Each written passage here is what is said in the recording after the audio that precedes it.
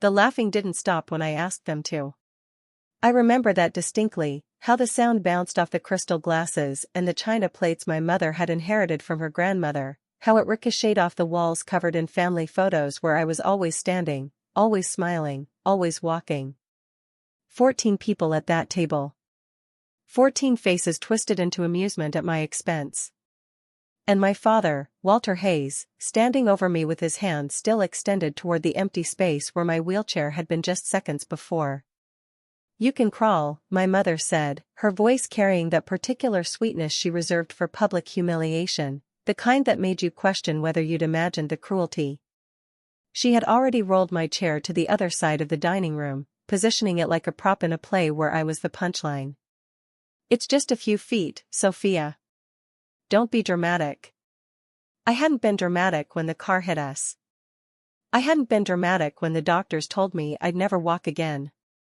I hadn't been dramatic when I spent 8 months in rehabilitation learning how to transfer my body from a bed to a chair without falling, how to catheterize myself, how to accept that my future would look nothing like the one I'd planned. But to my family, I had been dramatic every single day since. My brother Todd raised his glass, a heavy cut crystal tumbler filled with bourbon he couldn't afford but always demanded, and laughed loudest of all. "Come on, Soph," he said, his words already slurring from the 2 drinks he'd had before dinner. "Dad's just trying to make a point. You're so damn stubborn. Get up. Show us you can do it." I looked at my father. Walter Hayes, 68 years old, end-stage renal failure. Dialysis 3 times a week, skin the color of old parchment stretched over bones that seemed to be shrinking by the day. He was dying. We all knew it. The doctors had given him maybe 2 years, and that was with perfect compliance, with careful management, with someone tracking his medications and his appointments and his transportation and his diet and his blood pressure and 100 other things that kept a failing body functioning just one more day. For the past 2 years, that someone had been me. "The point," I said, and my voice came out calmer than I felt, "is that you want me to prove something." "What exactly, Dad?" "That I can humiliate myself for your entertainment?" His face flushed, that mottled red that always preceded a blood pressure spike I'd have to manage later. "I want you to stop using it as an excuse," he snapped. "You park that thing in the middle of every room like it's a throne. Like you're the only one with problems. Get up, Sophia. Get up and walk to your chair. Show everyone you can still be a part of this family." The room went quiet. Not the good kind of quiet, not the kind where everyone holds their breath in anticipation. The kind where they're all waiting to see what happens next, like spectators at a car wreck. I saw Denise, my father's home health aide, standing in the kitchen doorway. Her face was pale, her hands gripping the frame. She knew. She knew what I'd been doing, what I'd been sacrificing. She was the only one in that room who actually understood. "Dad," I said slowly, "I can't walk. You know I can't walk. There's no getting up from this chair. There's no crawling across the floor. There's just me asking you, in front of all these people, to please bring my chair back so I can eat the dinner I paid for." The last part slipped out before I could stop it. I saw my mother's eyes narrow. "What do you mean, you paid for?" Sharon Hayes asked, her voice sharp. "Walter and I paid for this dinner. We paid for everything." "Did you?" I asked. "Because I transferred $473 to your account last week, just like I do every month. For household expenses, you said. And the week before that, it was for medical supplies. And the week before that." "That's enough," my father growled. "You think money excuses you from being part of this family? You think writing a check means you don't have to actually show up? Todd's here. Todd's always here. Todd took time off work to be here tonight." Todd took a sip of his bourbon and smiled. Todd had been unemployed for 8 months. Todd had moved back into my parents' house after his wife left him, and he hadn't contributed a dime. Todd had no idea that Dad's dialysis transport was arranged by me, that the medications were managed by me, that the home health aide schedule was coordinated by me, that the bills were paid by me, not just the coordination, but the actual money. I see, I said. Well, then Todd can take care of things from now on. I pulled out my phone. My mother's hand shot out. What are you doing? I'm calling the home care coordination service. My fingers were already moving. To resign as primary coordinator and emergency contact. Since Todd's here. Since Todd's always here. Since Todd's the devoted son who actually shows up. You wouldn't, my father said. But there was something in his voice, something that sounded almost like fear. I looked at him. Really looked. This man who had been my hero, my protector, the person I'd driven to the hospital in the middle of the night 2 years ago because he couldn't breathe and my mother was at her sister's and Todd was God knows where. This man who had watched me walk into a crosswalk on the way back and never said a word about what happened. This man who had let me believe, had let everyone believe, that I'd just been in the wrong place at the wrong time. Hello, I said into the phone. This is Sophia Hayes.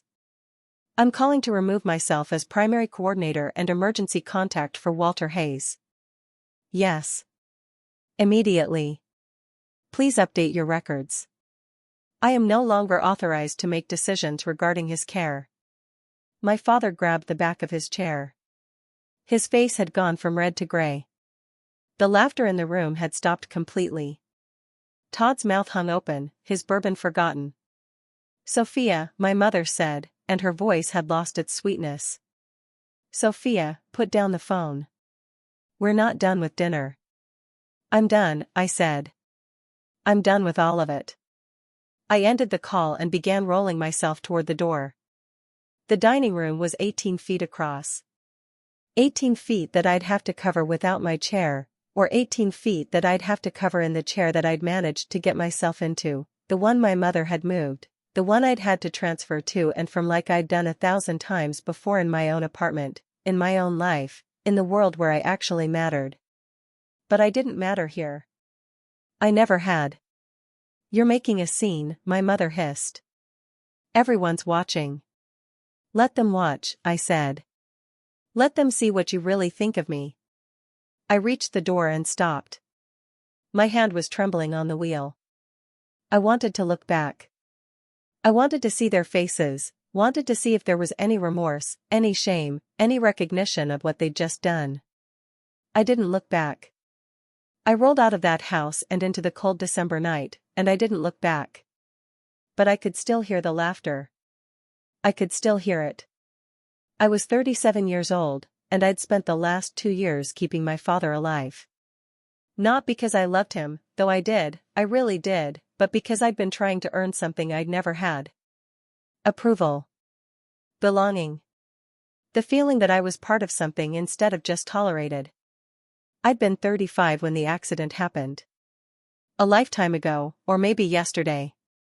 I still remembered the way the light hit the windshield when the other car came out of nowhere. I remembered the sound of metal screaming. I remembered the fire department having to cut me out of the driver's seat, and the paramedic who held my hand and told me to stay with him, just stay with him, don't close your eyes. I remembered the look on my father's face in the hospital, when the doctors told him I'd never walk again. What I didn't remember, what I hadn't known until much later, was that he'd been in the passenger seat. That I'd been driving him to the hospital because his oxygen levels had dropped and my mother was visiting her sister in Florida and Todd was too hungover to answer his phone. That the other driver had run a red light, but my father had seen it coming. Had seen it and said nothing. No one told me. Not then. Not for 2 years. I was an incomplete spinal cord injury at T12. The doctors had explained it in careful terms. My spine had been crushed, but not severed. There was a chance, a small chance, that with extensive therapy I might regain some function. The reality was that I'd be in a wheelchair for the rest of my life. The reality was that I'd need help with things I'd never thought about, using the bathroom, showering, getting dressed. The reality was that I'd never dance at my wedding, never run for a bus, never chase a child across a playground. The reality was that I'd never be enough. I'd been working as a registered nurse for 12 years when the accident happened. Intensive care. I'd seen people at their worst, had held hands while they died, had told families the things no one wants to hear. I knew how to be clinical, how to compartmentalize, how to do the things that needed to be done without letting the emotions get in the way. I was good at my job. I was the nurse other nurses came to for help. I was the nurse doctors trusted. I was the nurse patients remembered. There was dignity in that, a kind of purpose that filled the empty spaces in my life. But I was never good enough for my family. My mother had always been competitive, not in the way that pushed me to achieve, but in the way that made her resent my achievements. She'd been a secretary at a real estate office before she married my father, and she'd never forgiven me for having a career that meant something. When I got into nursing school, she'd made a comment about how I thought I was too good for them. When I got my first job, she'd asked when I was going to start a real family.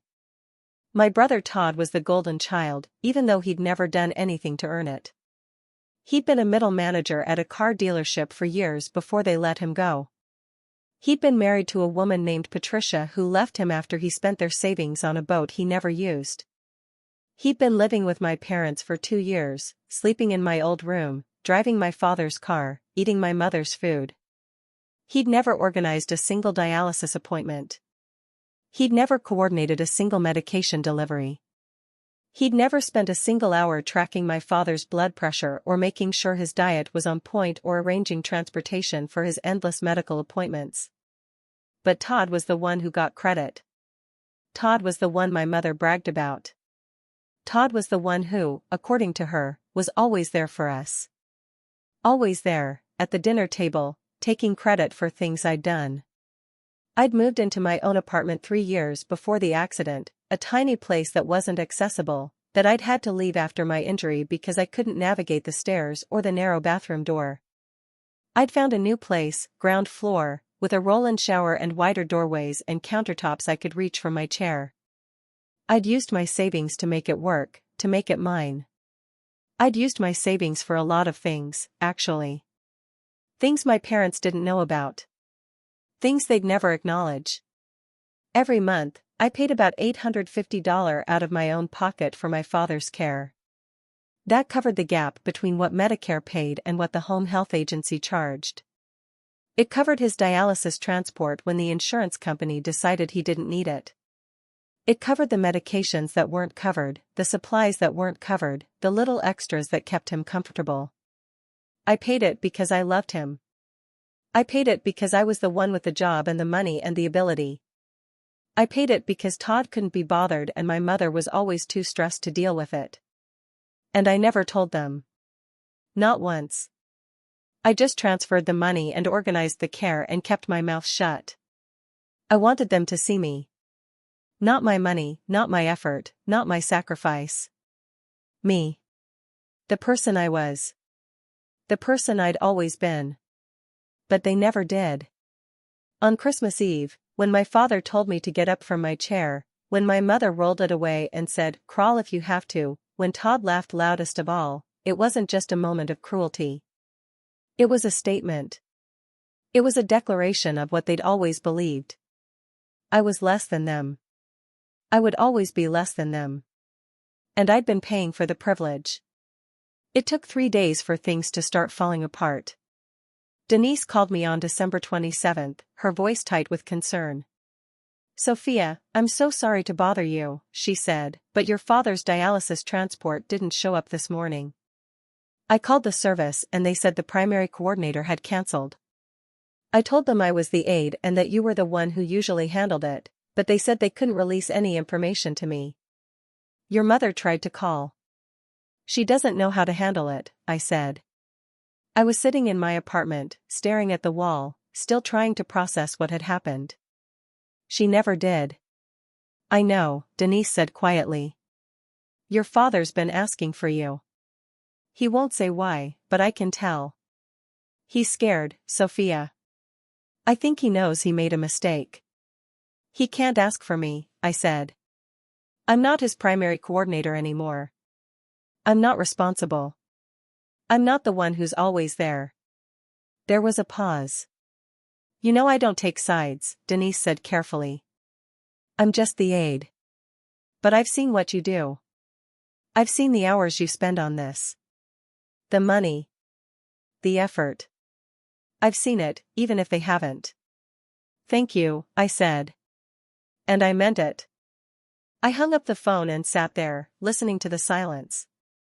My apartment was small but comfortable, everything arranged for maximum accessibility, nothing in the way, nothing I couldn't reach.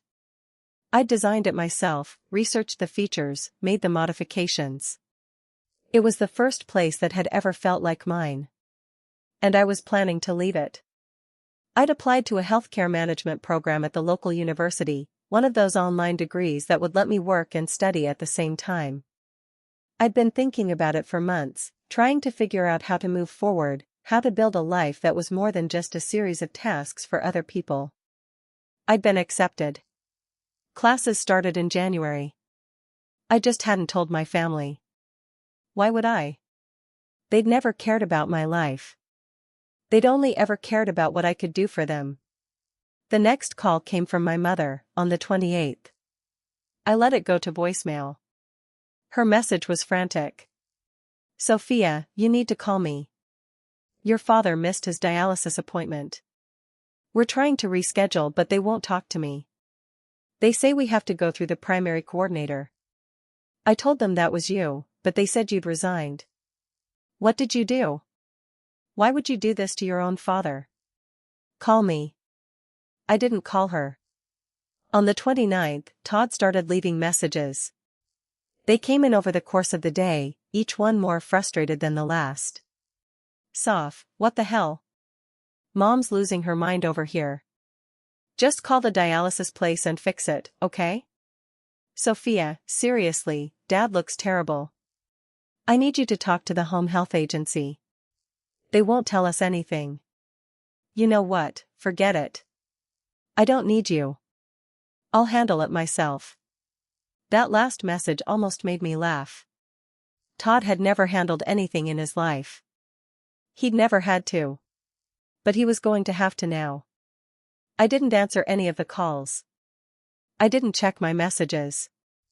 I spent the days leading up to New Year's Eve working on my class schedule, organizing my apartment, making a plan. I was going to build a life that was mine. A life I could control. A life I didn't have to apologize for or justify. But I couldn't stop thinking about my father. About the look on his face when I'd left the dining room. About Denise saying he was scared. About the night of the accident, and everything I still didn't know. On December 30th, I called Denise. How is he? I asked. There was a pause. He's okay, she said carefully. The dialysis thing got sorted out. Your mother finally got through to someone. They added a transport, but it was a different company and they didn't know his protocol. There were some issues. What kind of issues? The van was late. They didn't have his dietary restrictions. He had to wait. Your mother had to take him herself. I felt a brief flash of anger, quickly suppressed. He's not supposed to travel in regular cars. He needs the specialized transport.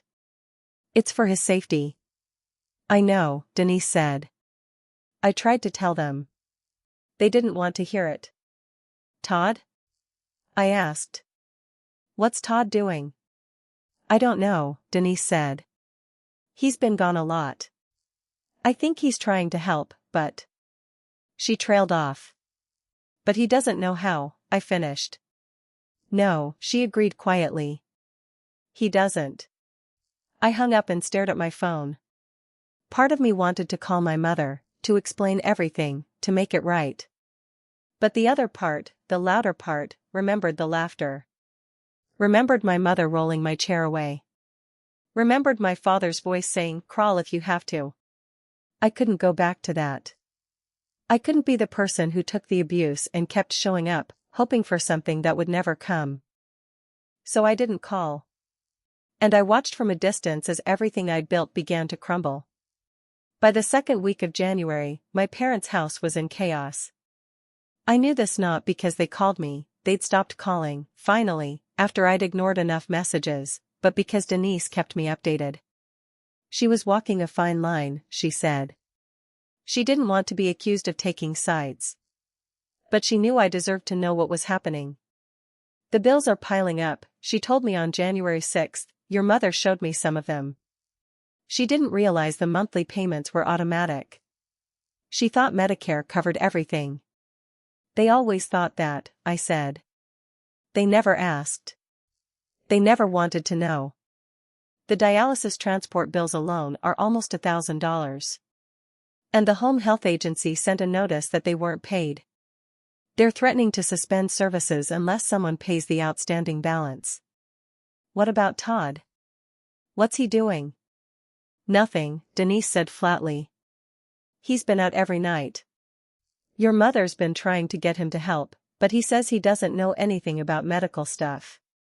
He told her to call you. I closed my eyes. He told her to call me. He did. And she did. But you didn't answer. No, I said. I didn't. I should have felt guilty. I should have felt responsible. But all I felt was a cold, clear certainty that I'd made the right decision. I'd been carrying them for so long, holding up the entire structure of my father's care, and no one had noticed. No one had thanked me. No one had even acknowledged what I was doing. And now that I'd stopped, they were drowning. And they still couldn't see that I'd been holding them up. It was Todd's social media that broke the story wide open. I hadn't been looking for it. I rarely checked his profiles. He was one of those people who posted constantly, every meal, every outing, every selfie. But on January 8th, a mutual friend sent me a screenshot with a message that said this is interesting. The post was from December 23rd, the day before the Christmas dinner. Todd had posted a picture of himself at a sports bar, arms around two friends, a beer in his hand. The caption, living my best life. Can't wait to celebrate Christmas with the family tomorrow. The timestamp was 8:47 p.m. I knew, because I'd been careful, because I'd kept records of everything, that on December 23rd, at 6:30 p.m., I'd been at my parents' house coordinating my father's dialysis transport for the next morning. I'd spent 2 hours on the phone with the transport company, the home health agency, and the dialysis center. I'd confirmed his medication schedule, his dietary restrictions, his transportation needs. I'd noted it all in the log I kept. And Todd had been at a sports bar. The next post was from December 24th, Christmas Eve, taken before the dinner. Todd in my parents' living room, holding a glass of champagne, caption, killing time before the big feast. So excited to spend quality time with the fam. I looked at the timestamp again. 5:12 p.m. I knew, because I'd been there, that at 5:12 p.m. my father had been in the bathroom, vomiting from his medication schedule. I'd had to hold his head, had to help him clean up, had to make sure he took his replacement doses. My mother had been in the kitchen, decorating the dining table. My brother had been taking selfies. I scrolled further. New Year's Eve, Todd at a party, his face flushed, a woman in a red dress on his arm. Caption, New Year, New Beginnings. At New Year's Eve, my father had been in the hospital. His blood pressure had dropped dangerously low. The dialysis complications had caused an infection. My mother had called me. I'd seen the missed calls, heard the panicked voicemails, but I hadn't answered. I'd been at home, alone, trying to convince myself I didn't care. But I did care. I cared so much it hurt. And now I had proof. I had time-stamped photos, social media posts, and the detailed logs I'd kept for 2 years. I had everything I needed to show the world what Todd really was, what he'd always been. But I couldn't show anyone. Because that would mean talking to them. That would mean re-engaging. That would mean going back to the family that had humiliated me, the family that had laughed while I sat on the floor, the family that had never seen me as anything but a burden. So I did nothing. I sat in my apartment, looking at the screenshots, letting the anger build until I couldn't breathe. And then my mother called. It was January 14th. I'd stopped counting the days, stopped tracking my father's appointments, stopped thinking about what was happening in that house. I'd started my healthcare management classes, filled my days with reading and assignments and the quiet satisfaction of building something new. I almost didn't answer the phone. But something made me pick up. "Sophia," my mother said. Her voice was strange, not frantic, not angry. Almost timid. "Sophia, please. We need to talk. All of us. Your father wants to see you." "No," I said. "I'm done." "I told you that." "I know what you said," she replied. "But there are things we need to tell you. Things we should have told you a long time ago." There was a pause. "Please, Sophia. Just come to the house. One time. If you don't want to see us after that, I'll never call you again." I wanted to say no. I wanted to hang up and go back to my studies and pretend this conversation had never happened. But something in her voice made me pause. There was a sincerity there I'd never heard before. A vulnerability. "Your father has something he needs to tell you," she continued. "Something he should have told you 2 years ago." My heart stopped. 2 years ago. The accident. I'd always known, somewhere deep down, that something was wrong. That there was something I didn't know. Something they'd been keeping from me. "I'll come," I said. "But only if everyone's there. Everyone who was at Christmas. I want them to see." "I'll make sure," my mother said.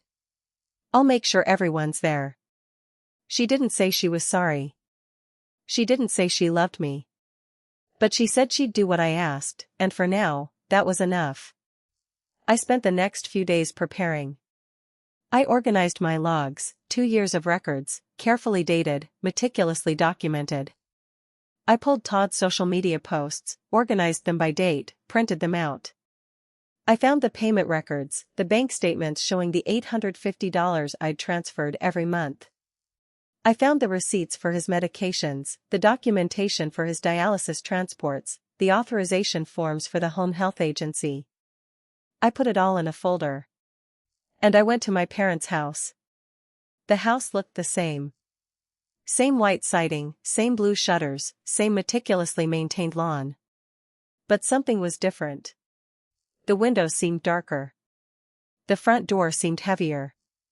The whole place felt like a tomb. I wheeled myself up the ramp I'd insisted they install, the ramp Todd had mocked, the ramp my mother had said was an eyesore, and knocked on the door. My mother opened it. She looked terrible. Her hair was unwashed, her eyes bloodshot, her clothes rumpled. She'd aged 10 years in the week since I'd seen her. "Sophia," she said, and for a moment I thought she might cry. "Thank you for coming." "Where's everyone?" I asked. "In the living room. They're all waiting." I followed her inside. The house smelled different, stale, closed up, like no one had opened a window in weeks. The dining room was still set for Christmas, the crystal glasses covered in dust, the centerpiece wilted. The living room was full. My father sat in his recliner, looking smaller than I remembered. His skin was gray, his eyes sunken. Denise stood beside him, her expression carefully neutral. My mother's sisters and their husbands were there, along with my cousins and their children. Todd stood by the fireplace, arms crossed, looking defensive. And there was a chair. An empty chair, right in the center of the room. My father's eyes met mine. "Sophia," he said, and his voice cracked. "Please. Sit down." I moved to the chair and positioned myself so I could see everyone. 14 people. Just like Christmas. Except this time, there was no laughter. No one was laughing. "Thank you all for coming," my mother began. "I know this is unusual, but there are some things we need to discuss. Things that have been hidden." "Oh, for God's sake," Todd interrupted. "This is ridiculous. Sophia's just mad because she didn't get her way. Can we not make this a whole thing?" "Todd," my father said, his voice surprisingly strong. "Shut up." The room went quiet. I'd never heard my father speak to Todd that way. None of them had. I need to apologize, my father continued. To all of you. But especially to Sophia. He looked at me. There are things I should have told you a long time ago. Things I was too ashamed to admit. Like what? I asked. My voice was calm, but my heart was racing. Like, the accident. He closed his eyes. You were driving me to the hospital that night. My oxygen levels were dropping. You were worried about me. You got me into the car and drove me to the emergency room, even though it was late and you'd been working all day. I nodded. I'd told myself this story so many times it had become like a scar, something I could touch but couldn't feel anymore. I was in the passenger seat, he continued. I saw the other car coming. It ran the red light. I saw it coming for a full second before it hit us. A full second. His voice broke. I had time to tell you. I had time to say something. To yell. To warn you. The room was absolutely still. I could hear someone breathing, could hear the clock ticking on the mantelpiece. But I didn't, he whispered. I didn't say anything. I froze. And then the car hit us, and you were the one who was hurt. You were the one who couldn't walk. You were the one who lost everything. Dad, I said, and my voice came out strange, distant, like it belonged to someone else. What are you saying? I'm saying it was my fault. Tears were streaming down his face. I'm saying I could have saved you. I could have told you to stop, to turn, to do anything. But I didn't. I just sat there and watched. And you paid the price. You've been paying the price ever since. I couldn't breathe. The room was spinning, the walls closing in. 2 years. 2 years I'd spent in that chair, 2 years I'd spent organizing his care, 2 years I'd spent trying to earn his approval, and he'd known. He'd known all along that he could have prevented it. Why didn't you tell me? I asked. Why didn't you tell anyone? Because I was ashamed, he said. Because I was a coward. Because I couldn't face what I'd done. And then you started helping me, started coordinating my care, and I thought maybe. He swallowed. I thought maybe if you were doing all that, it meant you'd forgiven me. Even though I'd never asked you to. Even though I didn't deserve it. You let me believe I'd just been in the wrong place at the wrong time, I said. You let me believe it was random. You let me, I couldn't finish the sentence. I know, he said. I know what I did. And I'm sorry. I'm so sorry, Sophia. I'll never forgive myself. And I don't expect you to forgive me. I wanted you to know. I wanted you to know the truth. The room was silent. My mother was crying, her face buried in her hands. My aunts were staring at the floor. Todd was staring at his father like he'd never seen him before. And I was sitting in my chair, looking at the man who'd ruined my life, feeling nothing. Not anger, not forgiveness, not sadness. Just a vast, empty nothing. Do you know what I was doing at dinner that night? I asked quietly. Christmas Eve? My father blinked. What? I was about to tell you. About the degree I'd applied for. About the management program. About how I was going to start a new life. I laughed, but there was no humor in it. But instead you made me crawl. You made me crawl in front of everyone, and then you laughed. You all laughed. I didn't laugh, my mother said quickly. I was just. You rolled my chair away, I said. You said, crawl if you have to. In front of 14 people. My own mother. She had no response. I kept records, I continued. For 2 years. Every appointment, every transport, every medication. I kept logs. I kept receipts. I kept bank statements showing the $850 I paid every month for Dad's care. The care none of you knew about. The care none of you even noticed was happening. I pulled out the folder and tossed it onto the coffee table. The paper scattered, logs, photos, bank statements, Todd's social media posts. Look, I said. Look at what I was doing. Look at what you were doing. And look at what Todd was doing. My aunt picked up one of the photos. It was Todd at the sports bar, date and time clearly visible. This is December 23rd, she said slowly. The day before Christmas. You were supposed to be helping your father. I was, I said. But Sophia was helping him. She was always helping him. I just took the credit. The words hung in the air. Todd looked like he'd been slapped. I didn't know, he said. I didn't know about any of it. Because you never asked, I said. Because you never cared. Because you were too busy being the golden child, the devoted son, the one who was always there.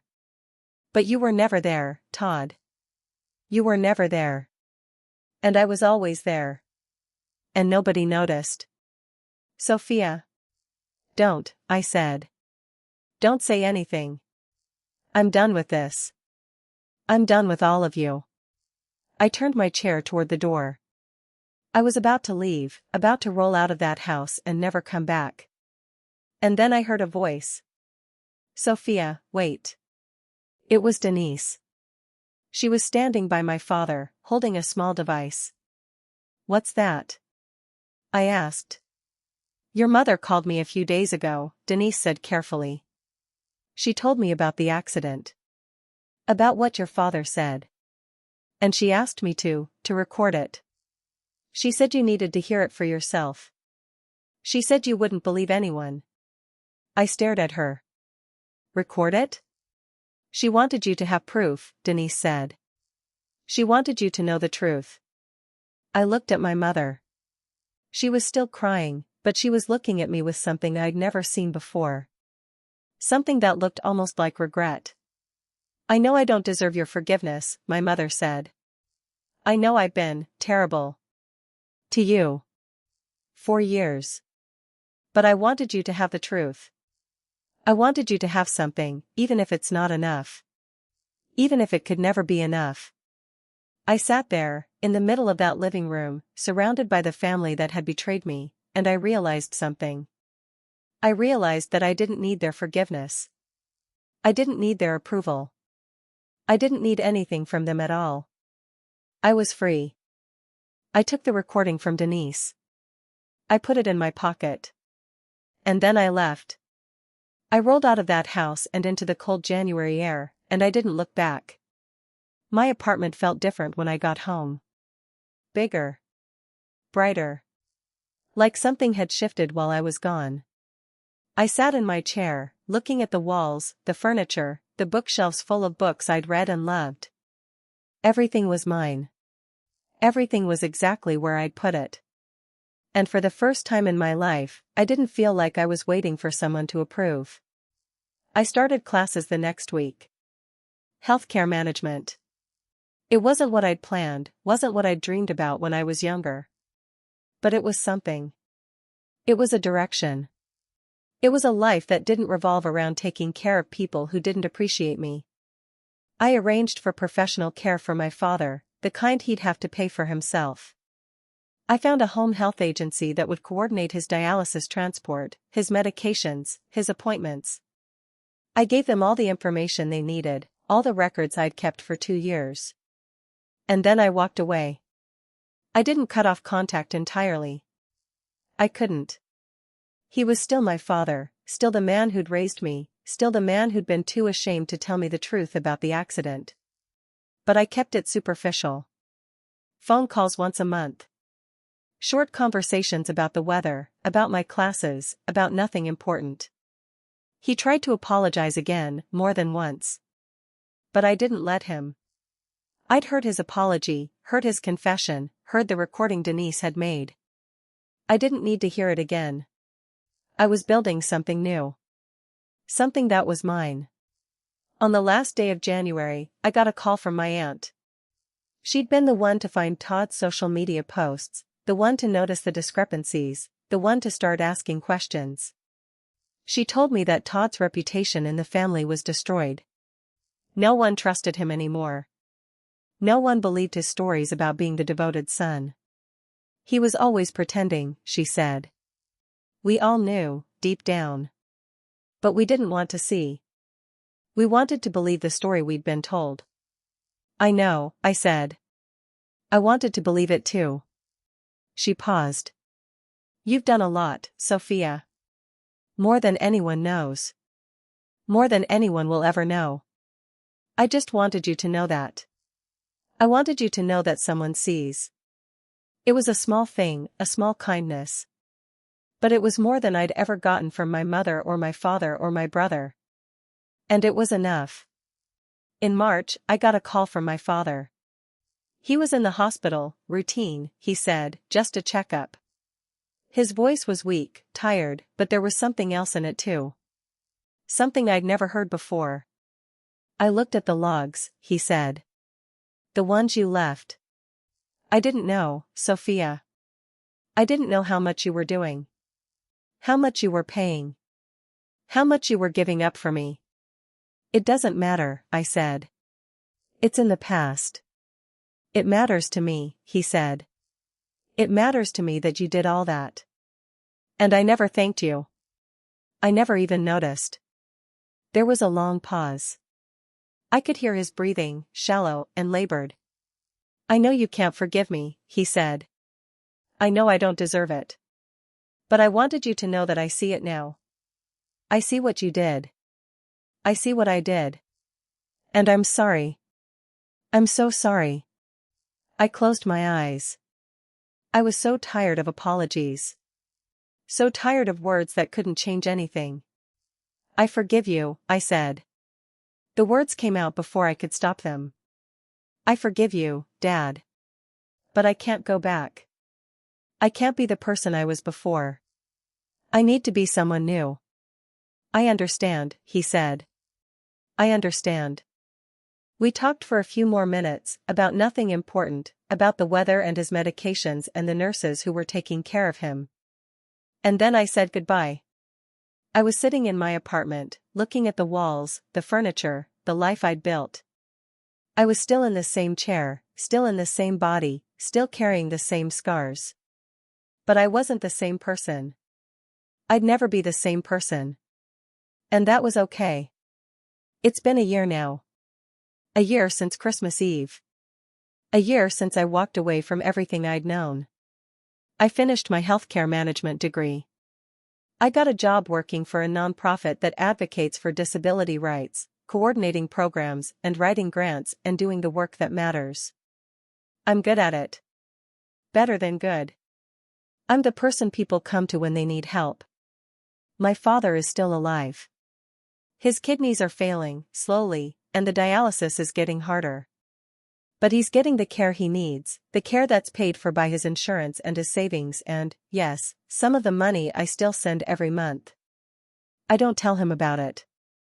I don't want his gratitude. I just want to know that he's okay. Todd moved out of my parents' house. He got a job, finally, at a call center. He doesn't talk to me, and I don't talk to him. That's fine. Some things can't be fixed. My mother calls me sometimes. The conversations are short, polite, careful. We don't talk about Christmas. We don't talk about the accident.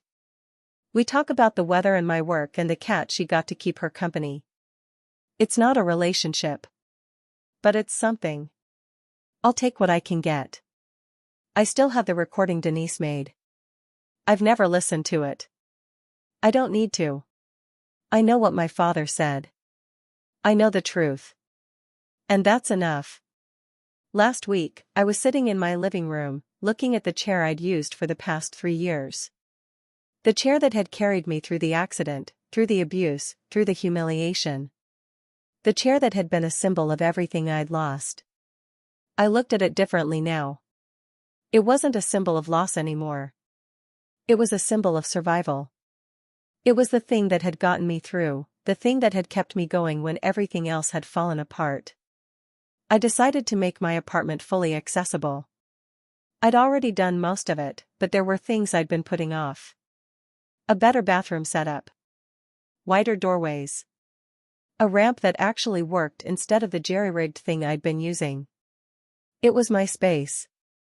My life. My future. And I didn't need anyone else to approve. Tonight, I'm sitting in my chair, looking at the city lights through the window. I've got a cup of tea, a stack of paperwork, a cat curled up in my lap. It's not the life I imagined. But it's mine. I used to think I needed my family's approval. I used to think that if I just tried hard enough, sacrificed enough, gave enough, they would finally see me. They would finally appreciate me. They would finally love me the way I loved them. But I was wrong. You can't earn love. You can't buy it, can't pay for it with effort and sacrifice and all the money in the world. Love is either there, freely given, or it isn't. And my family's love was never there. It was always conditional. Always measured. Always waiting for me to fail. I'm done waiting. I'm done trying to prove myself. I'm done carrying the weight of people who won't carry me. I'm done being the one who has to be strong, who has to be responsible, who has to be the one who shows up. I'm done. And I'm okay with that. If you're reading this, if you're watching this, if you're listening to this, I want you to know something. Something I wish someone had told me a long time ago. You don't have to earn your place in the world. You don't have to prove your worth. You don't have to sacrifice yourself for people who won't sacrifice for you. You don't have to crawl. Not for anyone. Not ever. If you enjoyed this story, don't forget to subscribe to Hushed Life Stories for more powerful and emotional stories. Take care of yourself, and if your care runs through you the way my father's ran through me, make sure your own name is on a list somewhere, too.